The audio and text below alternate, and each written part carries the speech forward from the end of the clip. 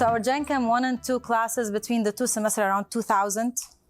Our organic 1 and 2 between the two semesters around like 1,000. We generally, most of these courses are taught by lecturers. So we have around like a group of 13 lecturers in our department. Most of these classes are taught by the lecturers.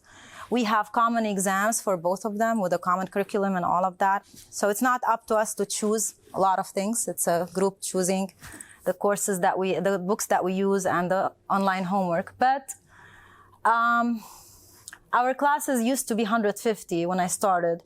Went back to 100, went down to 120, and now it's between 80 and 120. That's generally the class. I normally teach 3 classes a semester, so a total around 300 students. And after COVID, I decided that I'm gonna keep teaching Zoom and in class. So they have the option, if you don't wanna come to class, you can join by Zoom. So it's either or, it's not 100% you have to be in class. Most of the students come to class though, but I tell them if you're sick, if you woke up late, just don't come. My classes are always 8 a.m. classes, so you know how that goes. So I was like, especially Thursdays and Fridays, you know. So I started teaching using iClicker in the first fall. That was like when I went and I walked in at my the coordinator of the Gen Chem, and I was like, other than homework, what should I do for participation? And he said, I use iClicker. Like, well, we're going to start using iClicker. So, why iClicker?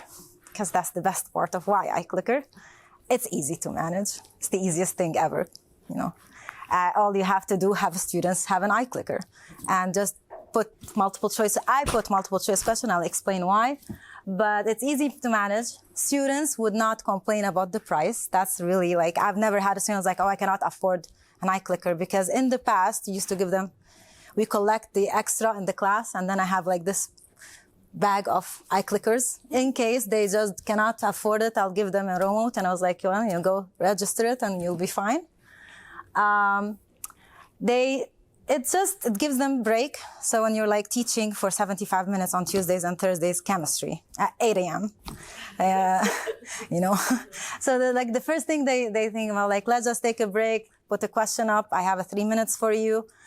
Let's just go over the answer. And like at some point, like the active learning, I tell them you can talk to each other during that time. Because generally, like not many students talk when you're teaching, but then they have a break so they can talk.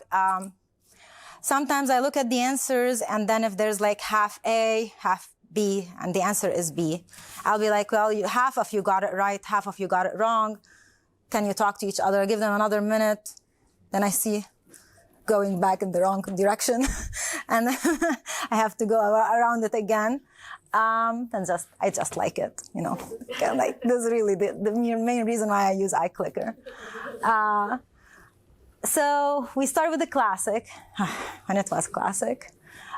So there was like this big sheet that I used to give them, like how to register from Blackboard to Canvas. Thank God it's not there anymore, because our Canvas is fully integrated with iClicker. It's amazing. All I have to do is just send them a message on iClicker to go to their email, and then they register, and that's it. So it's pretty easy. I love it. And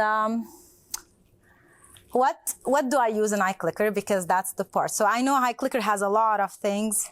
However, because I have that option too, that if you cannot afford the app, or your brother or sister had the remote, and right now you still can use the remote, they all can use the remote. So it's basically multiple choice questions, but I can tailor all my multiple choice questions. Can I write them? Like, I go back and like I look at any question that they struggled with in exams, or just retype it, make a PowerPoint out of it and put it there. I don't show them they don't see the screen on their phones, because they have to attend either the class or the Zoom meeting. Their participation is basically 1. And I tell them at the end of the semester, if that 1% hurt your grade, I'll give you 100%. So it's not really, they don't participate for the grade, but they really are big on, I did not answer this question. They come at the end, I was like, I didn't answer one of the questions. And I was like, it's okay, it's okay. I don't tell them what the criteria is. Because the minute you tell them the criteria, you get all these emails like, I didn't answer 2 out of the 4. Will I get the point? I didn't see the point because, so I don't tell them anything. They just see the grade book in Canvas. And then if they have a problem about it, I tell them to email me before the last week of the classes. That's it. Yeah, as simple as it can get. And they can use the remote, phone, tablet, whatever they can use. So, okay. Why I really use it is this. So every semester, after the second exam, until like last year. So I stopped using iClicker during COVID because, we didn't know what we were doing anyways. And Zoom has its own poll. So I would use the poll from Zoom. Now I use iClicker for anything. So like anytime, let's just say I want to tell them, do you want a review session on Sunday, this time or this time, I use iClicker. Any question I have for the students, it's always iClicker. And in that case, you have the data. You can always go back. And I was like, students didn't like this. One time I asked them, do you like our labs? It was horrible. It was like, maybe one student said yes, and then the rest, no. And like sometimes I just say, no, definitely not. I hate it. And then you like all the I hate it part. But this here is like what I really always used to show them. So that's the data that I collected the end of this semester, and that's their grade before the lab. So, because our exams are 104 out of 100, so those students that they can get 100 on everything. So those are the kids that got 109. There's a student that has 109% in class, which means the 4 points from every single exam, including the final, they got it. So you see that student there. It's there. So I showed them, this is our highest A student. And like this here, try to show because students are not good with graphs, right? So I show them that like that block here, that's the A. There's no A if you have less than 60% attendance. It's statistically not possible. Like it's not me telling you have to come to class, and it's not because I'm awesome, but because I think it's really important to listen to something more than once if you want to learn it. And then I show them like there's always an outcast, even like under 80 you barely can get an A. And then, the ones that are under 60, they generally are in this block, like here there's few students that attend, and I tell them when you attend doesn't mean you get an A. But generally, that's we have a spread of really nice attendance. Every year, I show them that, every semester. And I think that encourages them to come back to class and participate. And why it works? Because it works. I really think it works. And I think students think it works. Because every semester, I ask them, like, do you like the iClicker questions? And a lot of them would say yes. Because for them, they would really be happy if they got it right. And sometimes I tell them what is the percent. You only had 3 of you got it right. And then one of them, you can see the smile on their face. Oh, I got it right. And the questions are similar to the exam. So you prepare them to the ideas like how are you going to be tested, especially freshman students, They come from high school. They have no clue what's going on. And I personally know their misconceptions.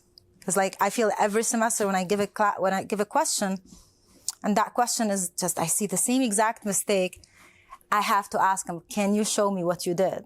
And that's when I was like, oh my God, you think about it like that, then I have to go back and rephrase what I say or how to teach it differently, because you can see the same misconcept every single semester.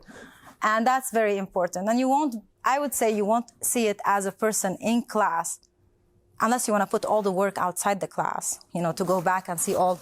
But in class, you can see right there what they got wrong. And that's when this is the question that I need to put more in the quiz, put more on the homework, put more so they can get it. And they also help each other. That question that I tell them, 50-50, you need to talk to each other. That's when they start convincing each other, and you can see them no, but I don't. I had one student last semester didn't like it. In midterm, I have midterm evaluations after the second exam. I have a big questionnaire. What did you think you did right, wrong? Do you think it's more work? How much effort? Rate yourself. And students sometimes are very honest with rating their studying. Because I'm saying, I studied for 40% of what I should have studied. So one student said that I don't like when my friends and I could discuss questions. It's like, okay, it's one. It's okay. It's like, you don't have to discuss it with your friend. It's a suggestion, guys. But yeah. So how much work and time I put? I normally on Fridays go on my cloud. I like to change the name to every class so I would know. I have a certain percent, like I have 100 points, so it makes it easier on them. Again, I like all my students to not ask about math. So I always like make everything out of 100 because they have this great calculator they put out of 100. So by the end of every week, I start counting how many classes I still have, and I change every class the points. So that would take me like an hour, 2 hours, something like that, to see also if there's a students that are missing a lot of classes, sync it, send them an email through Canvas that why you're not coming to class. And that's pretty much it, what I do. And I tried the focus mode. I don't know if I had any data from it, so maybe you probably have 50% not focused and 50% focused out of the students that are in class. So these were 70 out of 80. So, and there was no correlation between grade and focus, but I don't know. Like, I told them, don't worry about it when I gave it. I was like, it's just for me to see your performance, how many of you are listening. But I can see, I think I want to separate it by gender. I think it's more girls that focus than guys. I think, like, that's what I was reading through the names, but I didn't do that.